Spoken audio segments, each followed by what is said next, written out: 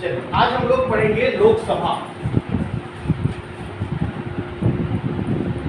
लोकसभा और लोकसभा का गठन बताया गया है अनुच्छेद नंबर 81। अनुच्छेद नंबर 81 में लिखा है लोकसभा का गठन। लोकसभा का गठन अनुच्छेद नंबर 81 में क्या लिखा है? लोकसभा का गठन, यानी लोकसभा में कितने सदस्य होंगे ये बताया गया इसमें अनुच्छेद नंबर 81। इसके अलावा अनुच्छेद नंबर 331, अनुच्छेद नंबर 331 इसमें लिखा गया है दो सदस्य जो एंग्लो इंडियन समुदाय के होंगे उनको राष्ट्रपति के द्वारा लोकसभा में क्या किया जाएगा? मनोनीत किया जाएगा। अनुच्छेद नंबर 331 में क्या लिखा है कि एंग्लो इंडियन समुदाय के दो सदस्यों को राष्ट्रपति के द्वारा लोकसभा में क्या किया जाएगा? मनोनीत किया जाएगा। तो लोकसभा में निर्वाचित होने वाले सदस्यों के बारे में किसमें लिखा है? अनुच्छेद नंबर 81 में। और जो राष्ट्रपति के द्वारा मनोनीत सदस्य है उसके बारे में कहाँ लिखा है? अनुच्छेद नंबर 331 में। तो लोकसभा का गठन अनुच्छेद नंबर 81 और अनुच्छेद नंबर 331 के तहत होता है। क्लियर है? यदि ऑप्शन में दोनों है तो आपको दोनों को आंसर लेना है कि लोकसभा का गठन अनुच्छेद नंबर 81 और अनुच्छेद नंबर 331 के द्वारा होता है। अगर अनुच्छेद नंबर 331 नहीं है तो आपका आंसर क्या होगा? अनुच्छेद नंबर 81। क्लियर है? दोनों आंसर में, दोनों ऑप्शन में रहेगा तो दोनों को आंसर लेना है और केवल 81 रहेगा तो केवल 81 को आंसर लेना है। क्लियर है? यहाँ पे लिखा गया है कि दो सदस्यों को जो एंग्लो इंडियन समुदाय, एंग्लो इंडियन समझ में आता है जिसके माता पिता में से कोई क्या हो? अंग्रेज हो और एक भारतीय हो। उन दो सदस्यों को राष्ट्रपति क्या करता है? लोकसभा में मनोनीत करता है। प्रारंभिक जब संविधान बना तो ये मनोनीत करने वाला सिलसिला 1960 तक के लिए बनाया गया कि 1960 तक लोकसभा में दो सदस्यों को जो एंग्लो इंडियन समुदाय के होंगे उनको राष्ट्रपति क्या करेगा? मनोनीत करेगा। लेकिन इसको संशोधन किया गया और 2020 तक बढ़ाया गया। कब तक बढ़ाया गया? 2020 तक बढ़ाया गया और 2020 से इसे समाप्त कर दिया गया। यानी अब लोकसभा में एंग्लो इंडियन समुदाय के लोगों को राष्ट्रपति के द्वारा मनोनीत नहीं किया जाता। ठीक है? पहले 1960 तक था जिसको 2020 तक बढ़ाया गया था, अभी 2020 से आगे नहीं बढ़ाया गया, इसको समाप्त कर दिया गया है। यानी अब लोकसभा में दो एंग्लो इंडियन समुदाय को मनोनीत नहीं किया जाता राष्ट्रपति के द्वारा। 2020 इसको क्या कर दिया गया है? समाप्त कर दिया गया है। तो अब केवल आंसर यही होना चाहिए कि अनुच्छेद नंबर 81 के तहत लोकसभा का क्या होता है? गठन। क्लियर है? अब लोकसभा का गठन बताया गया अनुच्छेद नंबर 81 में। जब लोकसभा का गठन बताया गया मूल संविधान में, तो मूल संविधान में बताया गया था कि लोकसभा के सदस्यों की संख्या अधिकतम कितनी होगी? 500। अधिकतम कितनी होगी? 500। लेकिन समय के साथ साथ जब जनसंख्या बढ़ती गई तो इसमें संशोधन किया गया और 31वां संविधान संशोधन, 31वां संविधान संशोधन 1974 लोकसभा के सदस्यों की संख्या बढ़ाकर कितनी कर दी गई? 545। फिर और जनसंख्या बढ़ा भारत देश का तो फिर इसमें और संशोधन किया गया और 84वां संविधान संशोधन 2001, 84 संविधान संशोधन 2001 लोकसभा के सदस्यों की संख्या बढ़ा के कर दिया गया 552। लोकसभा में अधिकतम कितने सदस्य हो सकते हैं? 552 सदस्य हो सकते हैं। और साथ ही यहाँ पे लिख दिया गया कि सदस्य संख्या को 2026 तक नहीं बढ़ाया जा सकता। 2026 तक है ना, किसी प्रकार का संशोधन करके इस संख्या को नहीं बढ़ाया जा सकता। ऐसा इसी संविधान संशोधन 84 संविधान संशोधन 2001 में क्या कर दिया गया? लिख दिया। क्लियर है? तो मूल संविधान में लोकसभा में सदस्यों की संख्या कितनी थी? 500। उसके बाद 31वां संविधान संशोधन 1974 में बढ़ाकर कितना किया गया? 545। फिर 84 संविधान संशोधन 2001 में बढ़ाकर कितना किया गया? 552। और इस संख्या को कब तक नहीं बढ़ाया जा सकता? 2026 तक नहीं बढ़ाया जा सकता। यानी वर्तमान में लोकसभा में कितने सदस्य हो सकते हैं? 552 सदस्य हो सकते हैं। ठीक है? कितने सदस्य हो सकते हैं? 552 सदस्य हो सकते हैं। लेकिन वर्तमान लोकसभा में टोटल कितने सदस्य हैं? 545 सदस्य हैं। वर्तमान लोकसभा में टोटल कितने सदस्य हैं? 545 सदस्य हैं, जिसमें से दो जो है वो मनोनीत होते हैं। जो क्या होते हैं? मनोनीत होते हैं। और बाकी बचे 543 ये निर्वाचित होते हैं। 543 क्या होते हैं? निर्वाचित होते हैं। और 543 में से 13 केंद्र शासित प्रदेश से निर्वाचित होते हैं, जबकि बचे 530 ये राज्यों से क्या होते हैं? निर्वाचित। क्लियर है? लोकसभा में अधिकतम कितने सदस्य हो सकते हैं? वर्तमान में 552 सदस्य हो सकते हैं अधिकतम। कितना है, कितने वर्तमान में 545, जिसमें से 2 क्या होता है, एंग्लो इंडियन समुदाय से मनोनीत होता है और निर्वाचित होता है कितना 543। और ये 543 जो निर्वाचित होते हैं उसमें से 13 कहां से निर्वाचित होते हैं, केंद्र शासित प्रदेश से, और राज्य से कितने निर्वाचित होते हैं 530। अब जम्मू कश्मीर बन गया तो इसमें भी क्या होगा, फेरबदल, है ना। जम्मू कश्मीर के पास 6 लोकसभा सीट है, कितना लोकसभा सीट 6, तो वो 6 पहले किसमें गिनती आता था, राज्य में, है ना। अब वो बंटवारा हो गया, एक लद्दाख के पास चला गया है और जम्मू कश्मीर के पास कितना है 5, तो राज्य से कितना निकलेगा 6, तो राज्यों से कितने निर्वाचित होंगे 524, और केंद्र शासित प्रदेश से कितने निर्वाचित होंगे, क्लियर है, 6 यहाँ से निकल जाएगा और 6 किसमें जुड़ जाएगा, केंद्र शासित प्रदेश। समझ में आया वाला बात, है ना। एक बार फिर देखिए, वर्तमान में लोकसभा में अधिकतम कितने सीट हो सकते हैं 552, और वर्तमान में कितने हैं 545। 545 में से 2 क्या होते हैं, मनोनीत होते हैं, और 543 क्या होते हैं, निर्वाचित होते हैं।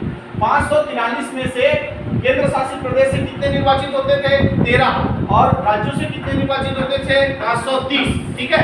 जम्मू कश्मीर जो है वो राज्य था जिसके पास 6 लोकसभा सीट थी, लेकिन अब उसको केंद्र शासित प्रदेश बना दिया गया है लद्दाख के साथ, तो 6 राज्यों से कम हो जाएगा, तो कितना हो जाएगा 524, और केंद्र शासित प्रदेश में 6 चला जाएगा, तो केंद्र शासित प्रदेश से कितना 19। क्लियर है, तो ये मनोनीत होना बंद हो गया है, लेकिन 545 थे ना, अभी वर्तमान में कितने थे, अभी 2020 से बंद हुआ है, लेकिन 2019 में लोकसभा बना कि नहीं बना, तो 2019 में बना, तो 19 में मनोनीत ये हो रहे होंगे 2 जने, है ना, तो 2 मनोनीत होता है, 545 सदस्यों में 2 क्या होता है, मनोनीत होता है, लेकिन अब ये क्या हो गया, बंद हो गया, है ना। तो ये अभी वर्तमान सदस्य पूछेगा तो कितना हो जाएगा 543 हो जाएगा, ठीक है। क्वेश्चन कैसे आता है उसके ऊपर डिपेंड करता है कि आंसर क्या है, ठीक है। आपको पूरा डिटेल बता दिया कि 552 हो सकते हैं, 545 है, 2 मनोनीत होते हैं, 543 निर्वाचित होते हैं, केंद्र शासित प्रदेश से 13 होते थे, 530 राज्यों से निर्वाचित होते थे। उसके बाद जो केंद्र शासित प्रदेश बना अपना जम्मू कश्मीर, तो 6 सीट निकल केंद्र शासित में चला गया और राज्यों से 6 सीट क्या हो गया, क्लियर है। अब ये लोकसभा सदस्यों की क्या हो गई संख्या, पहली बार लोकसभा का गठन किया गया 17 अप्रैल 1952। 17 अप्रैल 1952 को पहली बार लोकसभा का क्या हुआ, गठन हुआ, जिसका पहला बैठक 13 मई 1952 को हुआ है। 13 मई 1952 को हुआ है लोकसभा का पहला बैठक। तो याद रखेंगे राज्यसभा का गठन हुआ है 3 अप्रैल 1952 और लोकसभा का गठन हुआ है 17 अप्रैल 1952, लेकिन दोनों का पहला बैठक एक ही दिन हुआ है 13 मई 1952। क्लियर है। राज्यसभा का गठन 3 अप्रैल 1952, लोकसभा का गठन 17 अप्रैल 1952 और दोनों का पहला बैठक एक ही दिन हुआ है 13 मई 1952। ठीक है। राज्यसभा लोकसभा का गठन मतलब लोकसभा का सदस्य चुन के जाना। तो लोकसभा सदस्य इसके बारे में पढ़ेंगे हम। लोकसभा सदस्य क्योंकि गठन इन्हीं के द्वारा होगा और सदस्य इसी को हम लोग क्या बोलते हैं, लोकसभा सांसद। लोकसभा सांसद, लोकसभा सदस्य को क्या बोलते हैं, लोकसभा सांसद। तो कौन बन सकता है लोकसभा का सांसद, यानी किसके बारे में बात करेंगे, योग्यता। तो 3 योग्यता कॉमन होता है संवैधानिक पद के लिए। कौन कौन सा, भारत का नागरिक हो, भारत का नागरिक हो, लाभ के पद में ना हो और पागल या दिवालिया ना हो। ठीक है। इसके अलावा चौथा है कि लोकसभा सदस्य या लोकसभा सांसद बनने के लिए 25 वर्ष की आयु क्या कर चुका हो, पूर्ण कर चुका है। समझ में आया। लोकसभा सदस्य या लोकसभा सांसद बनने के लिए योग्यता क्या क्या है, भारत का नागरिक हो, है ना, लाभ के पद में ना हो, पागल या दिवालिया ना हो और 25 वर्ष की आयु जो पूर्ण कर चुका होता है वही जो है वो लोकसभा का क्या बन सकता है, सदस्य बन सकता है। आगे चले। अब ये लोकसभा सदस्य जो योग्य है, अब बनेगा कौन, तो उसका क्या होगा, चुनाव क्या होगा, निर्वाचन होगा। ठीक है। और निर्वाचन कौन करता है, केंद्रीय निर्वाचन आयोग। चुनाव कौन कराता है, केंद्रीय निर्वाचन आयोग। केंद्रीय निर्वाचन आयोग जो है इसका क्या कराता है, चुनाव कराता है। ठीक है। केंद्रीय निर्वाचन आयोग जो है वो क्या कराता है, चुनाव कराता है।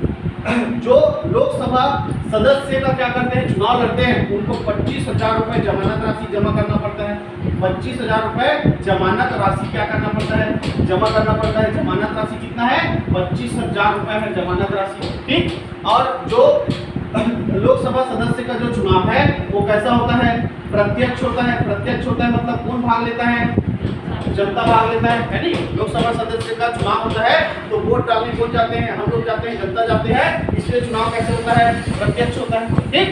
अब देखो जो लोकसभा सदस्य का जब चुनाव होता है तो जितने लोग लोकसभा सदस्य का चुनाव लड़ते हैं उसमें से किसी एक को हम वोट लेके आते हैं, है ना। तो इस पद्धति को कहा जाता है प्रादेशिक प्रतिनिधित्व प्रणाली। किससे चुनाव होता है, प्रादेशिक प्रतिनिधित्व प्रणाली। लोकसभा सदस्य का चुनाव किस प्रणाली से होता है, तो प्रादेशिक प्रतिनिधित्व प्रणाली से होता है ना। जिसमें से जितने लोग चुनाव में खड़े होते हैं उनमें से किसी एक को हम मत देके आते हैं। जबकि राष्ट्रपति का चुनाव कैसे होता है, जितने लोग खड़े होते हैं उन सबको हमको वरीयता क्रम देना होता है कि ये हमारा पहला पसंद है, दूसरा, तो उसको कौन सा विधि बोलते हैं, एकल संक्रमणीय अनुपातिक मत पद्धति। और जिसमें हम किसी एक को चुनते हैं वो कहलाता है प्रादेशिक प्रतिनिधित्व प्रणाली, है ना। अब प्रत्यक्ष मतदान होता है यानी कि जनता भाग लेती है लोकसभा सदस्य के चुनाव में, ठीक। अब जब चुन के आ जाएगा तो उसको क्या दिलाएंगे, शपथ। तो शपथ दिलाने का काम करता है कौन, राष्ट्रपति। शपथ दिलाने का काम कौन करता है, राष्ट्रपति करता है।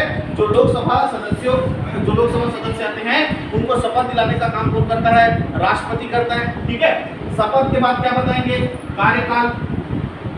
तो लोकसभा सदस्य का कार्यकाल होता है कितना वर्ष, 5 वर्ष, है ना। लोकसभा सांसद का जो कार्यकाल है वो कितने वर्ष का होता है, 5 वर्ष का होता है। लोकसभा सदस्य या सांसद का जो कार्यकाल है वो कितने वर्ष का होता है, 5 वर्ष का होता है। लेकिन राष्ट्रीय आपातकाल के दौरान अगर देश में राष्ट्रीय आपातकाल लगा हो तो इसके कार्यकाल को 1 वर्ष क्या किया जा सकता है, एक बार में बढ़ाया जा सकता है। बताया था राष्ट्रीय आपातकाल बढ़ाया जाता है उस समय कि कार्यकाल जो है वो 5 वर्ष का होता है, लेकिन राष्ट्रीय आपातकाल के दौरान जो कार्यकाल है उसको 1 वर्ष क्या किया जा सकता है, बढ़ाया जा सकता है, ठीक है। इसके बाद हम देखेंगे लोकसभा सदस्यों का पद त्याग, कि लोकसभा सदस्य कैसे अपने पद को त्याग सकते हैं। तो पद त्याग में सबसे पहला ये है कि जब उनका कार्यकाल खत्म होगा, पद त्याग, है ना, जब उनका कार्यकाल खत्म होगा तब उनको अपने पद को क्या करना पड़ेगा, त्यागना पड़ेगा। अगर स्वेच्छा से वे अपना त्याग पत्र देना चाहते हैं, स्वेच्छा से त्याग पत्र देना चाहते हैं तो लोकसभा के सदस्य अपना त्याग पत्र देते हैं किसको, लोकसभा के अध्यक्ष। लोकसभा के सदस्य अपना त्याग पत्र किसको देते हैं, लोकसभा के अध्यक्ष को अपना त्याग पत्र देते हैं और अपने पद से क्या कर जाते हैं, हट जाते हैं। क्लियर है। इसके अलावा अनुच्छेद नंबर 102, अनुच्छेद नंबर 102 के तहत यदि कोई सदस्य अयोग्य घोषित हो जाता है, यदि कोई सदस्य अयोग्य घोषित हो जाता है तो उसे भी अपने पद से क्या देना पड़ता है, त्याग पत्र देना पड़ता है, अपने पद से हटना पड़ता है। क्लियर है। तो अनुच्छेद नंबर 102 में लोकसभा और राज्यसभा के सदस्यों की अयोग्यता बताई गई है और उसी के तहत यदि कोई सदस्य अयोग्य घोषित हो जाता है तो उसे भी अपना पद से क्या देना पड़ता है, त्याग पत्र देना पड़ता है। क्लियर है। तो इस तरह कोई लोकसभा सदस्य बनता है, उसका निर्वाचन जो है केंद्रीय निर्वाचन आयोग कराता है, शपथ राष्ट्रपति दिलाता है, कार्यकाल 5 वर्ष का होता है, राष्ट्रीय आपातकाल के दौरान 1 वर्ष बढ़ाया जा सकता है और जो लोकसभा का सदस्य है वो अपना त्याग पत्र लोकसभा के अध्यक्ष को देता है। क्लियर है। इसके बाद जब लोकसभा के सदस्य, सब सदस्य जब पहुंचते हैं लोकसभा में तो वहां पर कोई अध्यक्ष नहीं होता उस समय।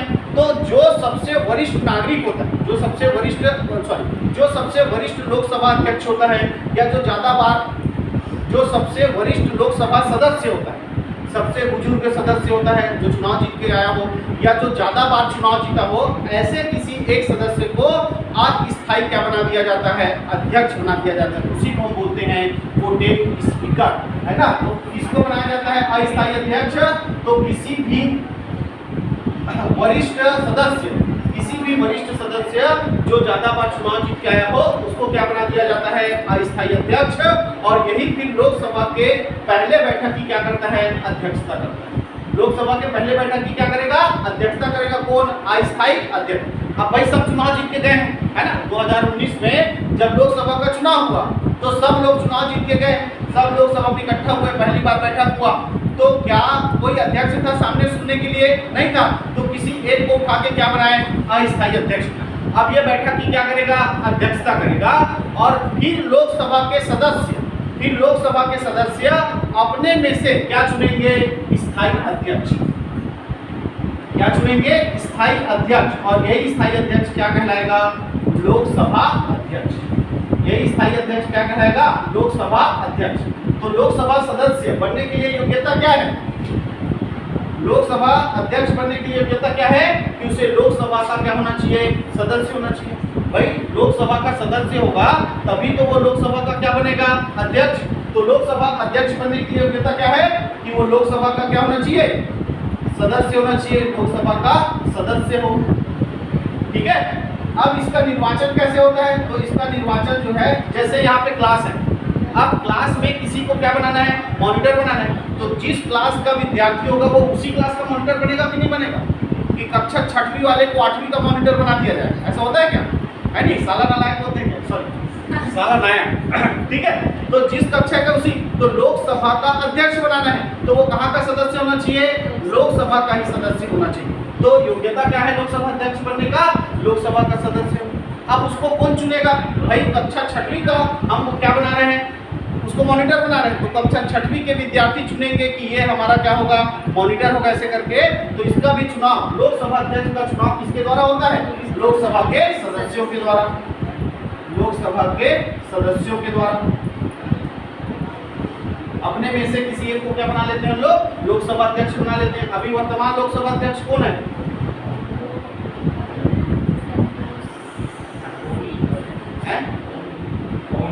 ओम बिरला। याद आ गया, ओम बिरला। ठीक है। निर्वाचन कैसे होता है? लोकसभा के सदस्यों के द्वारा होता है। शपथ, तो लोकसभा का अध्यक्ष शपथ नहीं लेता है, वो लोकसभा सदस्य के रूप में पहले ही शपथ ले चुका होता है। ये जो अध्यक्ष बनेगा वो पहले लोकसभा का क्या है? सदस्य। चुनाव जीत के आएगा, उसी समय उसको राष्ट्रपति क्या दिलाते रहेगा? शपथ दिला दिया रहेगा। तो जब वो अध्यक्ष बनेगा तो अध्यक्ष पद की शपथ नहीं लेता है। तो आपको क्वेश्चन आता है कि निम्न में से कौन शपथ नहीं लेता है? राष्ट्रपति, उपराष्ट्रपति, लोकसभा का अध्यक्ष, इनमें से सभी। तो कौन नहीं लेता? लोकसभा का अध्यक्ष जो है शपथ नहीं लेता। क्लियर है? इसके बाद कार्यकाल। तो कार्यकाल यह होता है कि जब तक सरकार बहुमत में, जब तक सरकार बहुमत में हो तब तक लोकसभा अध्यक्ष का क्या रहता है? कार्यकाल रहता है। 5 साल जरूरी है, सरकार बहुमत में हो। ठीक है। जैसे अभी ओम बिरला जो हमारे क्या है? लोकसभा अध्यक्ष है। और किसकी सरकार है? बीजेपी की सरकार है। मान लो बीजेपी की सरकार आज गिर, तो ओम बिरला का अध्यक्ष पद क्या हो जाएगा? समाप्त। और कल किसी और पार्टी की सरकार बन गई, मान लो कांग्रेस की सरकार बन गई, तो कांग्रेस की सरकार में फिर नया क्या बनाया जाएगा? लोकसभा अध्यक्ष बनाया। क्लियर है? तो जब तक सरकार बहुमत में होती है तब तक इसका क्या होता है? इसका कार्यकाल होता है इसका लोकसभा अध्यक्ष का। तो अगर सरकार बहुमत में रहती है लगातार तो इसका भी अधिकतम कार्यकाल कितने वर्ष का होता है? 5 वर्ष का होता है ना? ये तो सरकार जब तक बहुमत में है।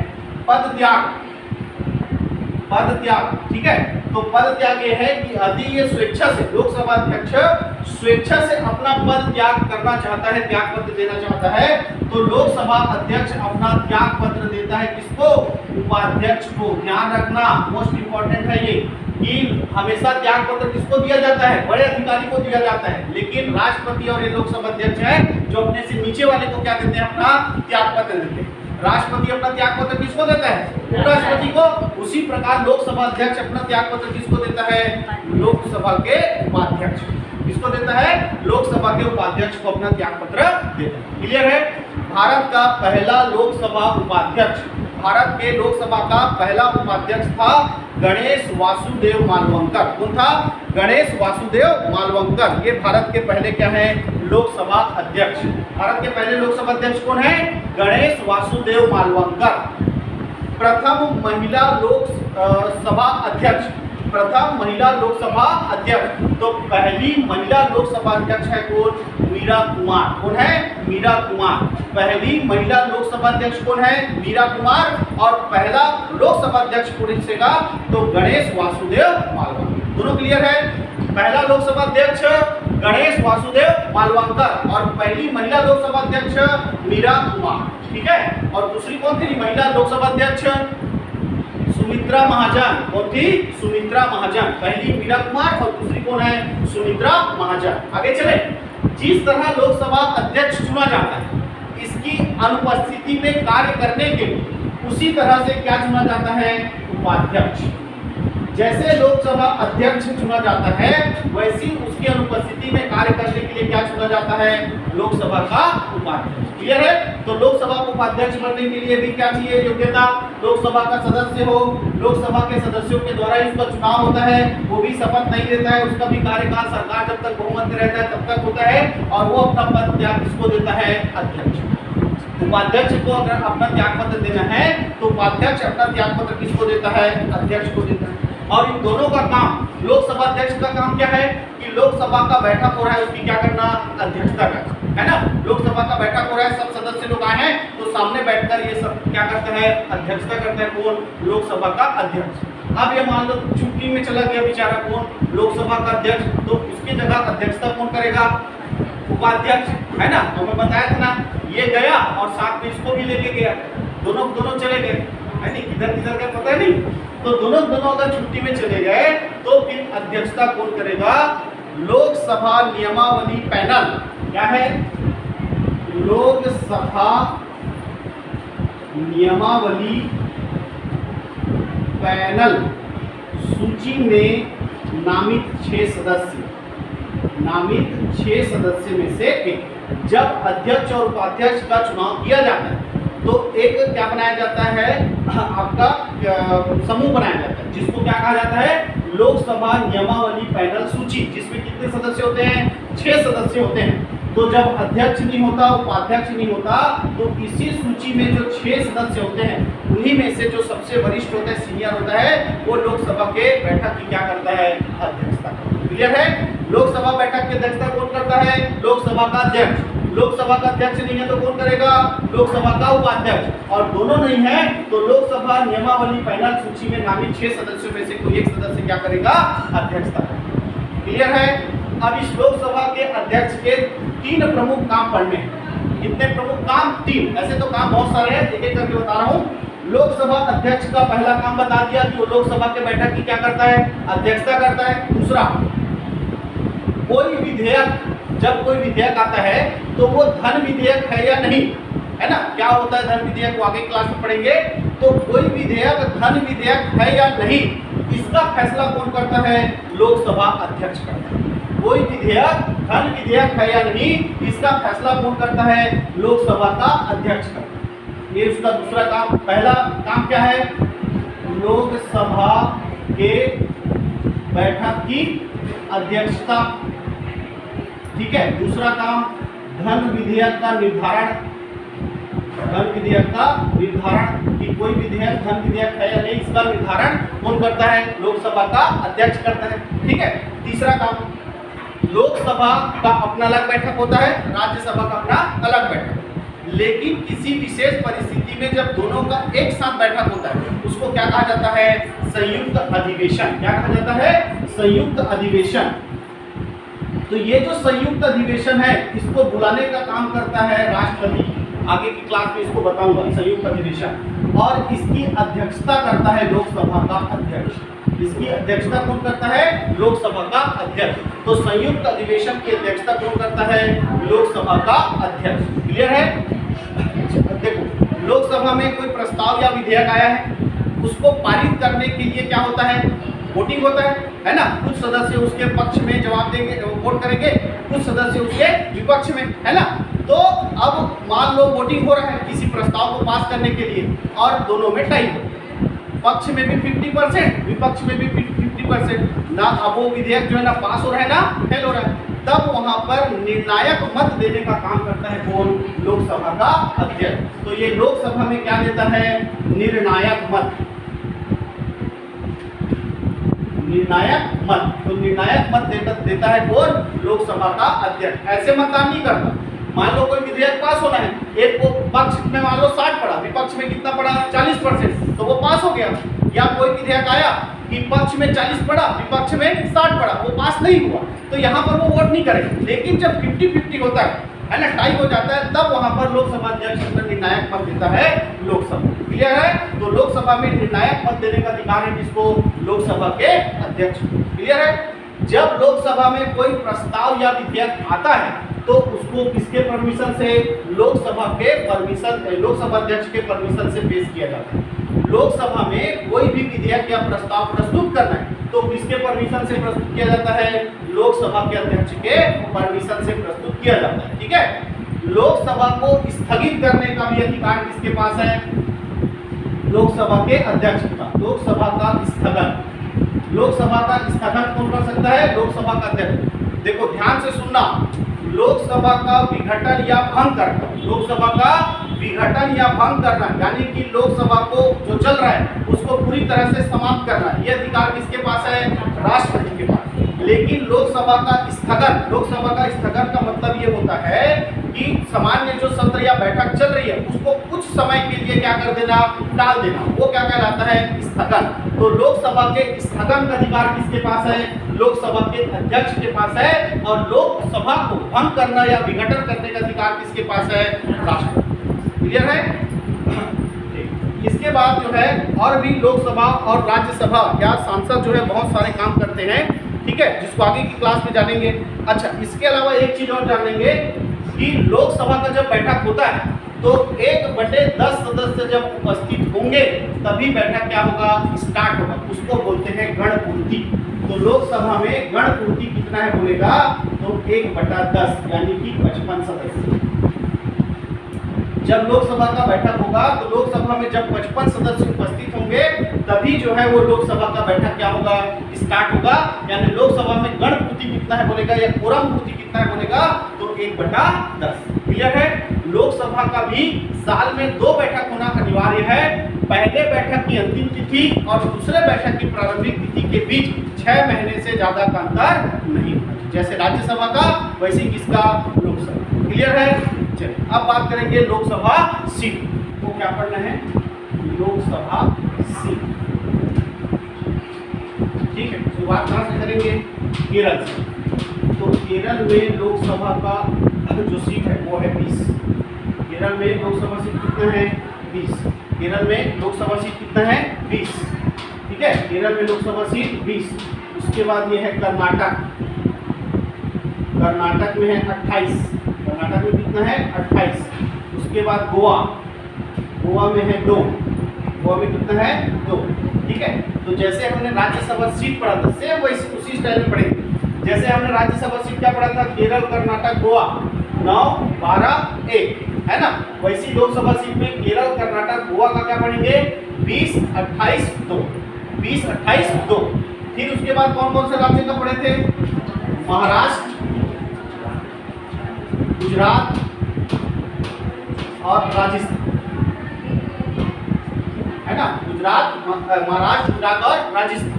हमने राज्यसभा सीट क्या क्या पढ़ा था? चलो राज्यसभा सीट को भी साथ साथ लेते चले क्या? केरल, कर्नाटक, गोवा में राज्यसभा सीट हमने पढ़ा था 9, 12, 1। और लोकसभा सीट क्या पढ़ रहे हैं? 20, 28 और 2। इसके बाद महाराष्ट्र, गुजरात और राजस्थान। यहाँ पर हमने राज्यसभा सीट क्या पढ़ा था? 19, 11 और 10। लोकसभा सीट में क्या पढ़ेंगे? 48, 26, 25। 48, 26 और 25। 48, 26 और 25। क्लियर है? तो केरल में 20, कर्नाटक में 28, गोवा में 2, महाराष्ट्र में 48, गुजरात में 26 और राजस्थान में 25। इसके बाद कौन कौन से राज्य का पढ़े थे? पंजाब, जम्मू कश्मीर, हिमाचल प्रदेश और उत्तराखंड। कैसे पढ़े थे? राज्यसभा सीट 7, 4, 3 और 3। ठीक है, अब देखो लोकसभा सीट कैसे है? लोकसभा सीट यहाँ पर है 13। ठीक, पहले जम्मू कश्मीर में थे 6। पहले कितने थे? 6। तो 13, 6, 5, 4। 13, 6, 4। 13, 6, 4 और ये कितना पढ़ते थे? 5। ठीक है, पंजाब का 13, जम्मू कश्मीर का 6, हिमाचल प्रदेश का 4, उत्तराखंड का कितना? 5। लेकिन यहाँ पर एक नया केंद्र शासित प्रदेश बन गया, कौन सा? लद्दाख। तो लद्दाख के पास है 1 लोकसभा सीट और जम्मू कश्मीर के पास अभी वर्तमान में कितना है? 5 लोकसभा सीट। पहले कितना था? 6। पहले कितना था? 6। एक किसको दे दिया? लद्दाख को। और अभी भी जम्मू कश्मीर के पास कितना लोकसभा सीट है? 5। क्लियर है? तो केरल का 20, कर्नाटक का 28, गोवा का 2, महाराष्ट्र का 48, गुजरात का 26, राजस्थान का 25, पंजाब का 13, जम्मू कश्मीर का 5, लद्दाख का 1, हिमाचल प्रदेश का 4, उत्तराखंड का कितना है? 5। ठीक है। इसके बाद चलते हैं उत्तर प्रदेश। तो सबसे ज्यादा लोकसभा सीट किस राज्य में है बोलेगा? तो वो उत्तर प्रदेश है, जहां पर लोकसभा की कितनी सीटें हैं? 80। और राज्यसभा सीट भी सबसे ज्यादा यही पढ़े थे, कितना पढ़े थे? 31। सबसे ज्यादा कितना पढ़े थे? 31। ठीक है। इसके बाद 3 राज्य का राज्यसभा सीट पढ़े थे, बिहार का, पश्चिम बंगाल का और सिक्किम का। क्या पढ़े थे? 16 और 1 यही पढ़े थे। अब आप जो है लोकसभा सीट क्या पढ़ेंगे? 40, 42, 1। 40, 42, 1 यानी बिहार में लोकसभा सीट कितना है? 40। पश्चिम बंगाल में लोकसभा सीट 42 और सिक्किम में लोकसभा सीट कितना है? ठीक है। असम में हमने राज्यसभा सीट कितना पढ़ा था? 7। असम में राज्यसभा सीट पढ़ा था 7। लोकसभा सीट उससे दुगुना, कितना? 7 दूनी 14। ठीक है। इसके बाद अरुणाचल प्रदेश, अरुणाचल प्रदेश, नागालैंड, मणिपुर, मिजोरम, त्रिपुरा और ये क्या है? मेघालय। यहाँ सब में हमने राज्यसभा की 1-1 सीटें पढ़ी थी। राज्यसभा की कितनी सीटें पढ़ी थी? 1-1 सीटें पढ़ी थी। अब आपको लोकसभा की सीटें कैसी पढ़नी है? 2, 1, 2, 1, 2, 2। अरुणाचल प्रदेश में 2, नागालैंड में 1, उसके बाद मणिपुर में 2, मिजोरम में 1, त्रिपुरा में 2, मेघालय में 2। 2, 1, 2, 1, 2। क्लियर है? और जबकि राज्यसभा सीट हमने क्या पढ़ा था? 1-1 करके पढ़ा। क्लियर है? चलिए आगे चलते हैं। ये है उड़ीसा, आंध्र प्रदेश और ये तेलंगाना। ठीक है। यहाँ पे तमिलनाडु और ये कौन सा राज्य है? तेलंगाना, छत्तीसगढ़, झारखंड, हरियाणा और ये सबका नाम हो गया। अब हमने राज्यसभा सीट उड़ीसा, आंध्र प्रदेश और तमिलनाडु में कैसे पढ़ा था? उड़ीसा में 10, ये पहले पढ़ते थे 18 पढ़ते थे, जो बढ़ गया किसमें? 11 और 7 में। और उसके बाद तमिलनाडु में कितना है? 18। तो 10, 18, 18 पढ़ते थे, तो 10 और 18 लास्ट का सेम है तमिलनाडु का, और आंध्र प्रदेश का 18 जो है वो 11 और 7 में क्या हो गया? बढ़ गया। ठीक है। अब आपको जो लोकसभा सीट है वो कैसे पढ़ना है? 21। कितना पढ़ना है? 21। पहले उड़ीसा में 21, उसके बाद 25, ये 17 और ये 39। ठीक है। उड़ीसा का 21, आंध्र प्रदेश का 25 और तमिलनाडु का कितना है? आपका 39 और तेलंगाना का कितना है? 17। तेलंगाना का कितना है? 17। ठीक है। तो उड़ीसा में लोकसभा की 21 सीटें हैं, आंध्र प्रदेश की 25 सीटें, तमिलनाडु में 39 सीटें और तेलंगाना में कितनी सीटें हैं? 17। अब मध्य प्रदेश, छत्तीसगढ़ और झारखंड के बीच राज्यसभा को कैसे बताया था? है ना, ये तीनों राज्य का कंपेयर करके बताया था कि हमारे पास कितना है राज्यसभा सीट? 5। तो हरियाणा के पास भी कितना है? 5। और झारखंड के पास हमसे एक ज्यादा है, कितना? 6। और 5 और 1 6। मध्य प्रदेश में कितना है? 11। ऐसे बढ़ाया था राज्यसभा। लोकसभा सीट हमारे पास कितना है? 11। लोकसभा सीट छत्तीसगढ़ में कितना है? 11। हमसे एक कम कहाँ है? हरियाणा। 10, 11 हमारे यहाँ है, तो हरियाणा में एक कम कितना है? 10। और झारखंड में हमसे 4 ज्यादा है, कितना? 14। वहाँ चीज ज्यादा है, राज्यसभा सीट 6 है और लोकसभा सीट हमारे से कितना? 4 ज्यादा, कितना है? 14 है। ठीक है। और मध्य प्रदेश में कितना है? 19। मध्य प्रदेश में कितना है? 19। क्लियर है? इसके बाद मैंने केंद्र शासित प्रदेश दिल्ली, केंद्र शासित प्रदेश दिल्ली में राज्य राज्यसभा सीट कितना बताया था 3, और इसके अलावा पांडिचेरी में मैंने राज्यसभा सीट कितना बताया था 1। लोकसभा सीट है ना, लोकसभा सीट दिल्ली में है 7, दिल्ली में कितना है 7, और पांडिचेरी में कितना है 1, पांडिचेरी में कितना है 1। समझ में आया इतना? अंडमान निकोबार द्वीप समूह में 1 लोकसभा सीट, लक्षद्वीप 1 लोकसभा सीट है ना, इसके बाद चंडीगढ़ 1 लोकसभा सीट, चंडीगढ़ 1 लोकसभा सीट, ठीक है। टोटल कितने केंद्र शासित प्रदेश हैं 8, कितने का पढ़ लिए 2 इधर पढ़ लिए, 2 3 4 5 6 7, 8वां कौन सा बच गया दमन दीव व दादर नागर हवेली। तो पहले ये जब अलग अलग थे तो दमन दीव का अपना 1 लोकसभा था और दादर नागर हवेली का कितना था 1, तो अब दोनों 1 हो गए हैं, तो टोटल कितने हैं 2 लोकसभा सीट। क्लियर है? तो टोटल भारत के राज्य और केंद्र शासित प्रदेशों में इस तरह लोकसभा सीटों को क्या किया गया है बांट दिया। क्लियर है? लोकसभा सीटों में आरक्षण होता है, लोकसभा सीटों में आरक्षण होता है ना, होता है कि नहीं होता कि एसटी के लिए आरक्षित है और एससी के लिए आरक्षित है और बाकी जो बच गए वो सामान्य के लिए, ऐसा होता है। लेकिन राज्यसभा सीटों में आरक्षण नहीं होता, ये बात याद रखेंगे।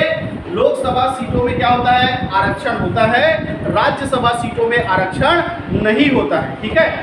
टोटल जो 545 सीटें हैं लोकसभा की, टोटल 545 सीटें हैं लोकसभा की, उसमें से 84 सीट अनुसूचित जाति के लिए, 84 सीट किसके लिए अनुसूचित जाति के लिए, और बचे हुए 47 सीट जो है अनुसूचित जनजाति के लिए, 37 इसके लिए एससी। उल्टा हो गया क्या रे? उल्टा हो गया। 84 जो है अनुसूचित जाति यानी कि एसटी, और 37 जो है वो अनुसूचित जनजाति यानी कि एसटी के लिए क्या है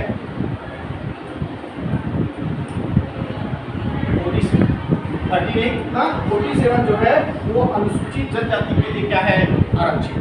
क्लियर है? तो राज्यसभा सीटों में आरक्षण नहीं होता, लोकसभा सीटों में आरक्षण होता है, जहां भारत के 545 सीटों में से 84 सीट एससी के लिए और कितना 47 सीट जो है वो एसटी के लिए क्या है आरक्षित। ठीक है, तो आज के लिए इतना ही, कल